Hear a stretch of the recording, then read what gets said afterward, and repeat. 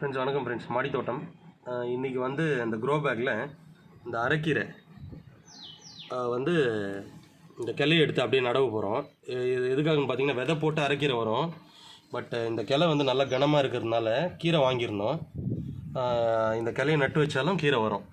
So அதனால இந்த grow பேக்கில் செம்மண், எரு, நல்ல எரு, அப்புறம் வந்து கோகோபிட் மிக்சிங்கு இல்லாமல் ப்ளஸ் வந்து கம்போஸ், அப்புறம் வேப்பம் புண்ணாக்கு, போன் மில் இதுவும் மிக்ஸ் பண்ணியிருக்கு இதில். ஃப்ரெண்ட்ஸ் இப்போ வந்து இது எப்படி நடவு பண்ணணும்னு சொல்கிறேன். இப்போ இது சும்மாவே இந்த மண் நல்லா லூஸாக இருக்கும். ஜஸ்ட் இதை இப்படி சொருவி விட்டுருங்க. நல்ல கனமாக இருக்கிற கிளையா எடுத்து, ஏன்னா இது அதுக்காக தான் எடுத்து வச்சுது. ஸோ இந்த மாதிரி எடுத்து வச்சிட்டிங்கன்னா கீரை வரும் ஃப்ரெண்ட்ஸ் இதில். ஏன்னா வந்து விதை போட்டு அது சிலது வருது, சிலது வர மாட்டேங்குது. இந்த மாதிரி வச்சிங்கன்னா கொஞ்சம் கொஞ்சம் கீரை கிடைக்கும். அது நீங்கள் எடுத்து வீட்டுக்கு யூஸ் பண்ணிக்கலாம். ஸோ இப்படியே ரவுண்டாக வச்சுட்டு இருக்கிற கனம் கிளையாக எடுத்துக்கோங்க. மெலிஸ் கிளை வர்றது கொஞ்சம் டவுட்டு தான்.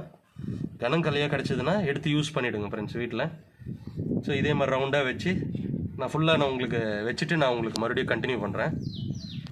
ஃப்ரெண்ட்ஸ் இந்த மாதிரி வந்து ஃபுல்லாக சுற்றி வந்து அந்த கிளையை வச்சுட்டு இதில் வந்து இந்த கம்போஸ் எரு வந்து மேலே தூவி விட்டுருங்க ஃப்ரெண்ட்ஸ். இந்த மண்கலவையில் கொஞ்சம் ரொம்ப காஞ்சி இருந்தாலும் ரொம்ப நல்லது. ஸ்ப்ரே மட்டும் ஒரு 3 நாளைக்கு பண்ணுங்கள் தண்ணியை. அப்புறம் வந்து இந்த மாதிரி தூவி விட்டுருங்க ஃப்ரெண்ட்ஸ். இந்த மாதிரி எரு வந்து இந்த மாதிரி தூவி விடுங்க. இது வந்து கம்போஸு, அப்புறம் வேப்பம் புண்ணாக்கு, போன் மில்லு, இது அப்படியே லைட்டாக தூவி விடுங்க மேலே. சீக்கிரமாக ரூட் பிடிச்சிரும், நல்லா க்ரோத் கொடுக்கும் ஃப்ரெண்ட்ஸ். இந்த மாதிரி பண்ணிவிட்டு 3 டேஸ் வெயில் ரொம்ப இல்லாத இடத்துல வைங்க.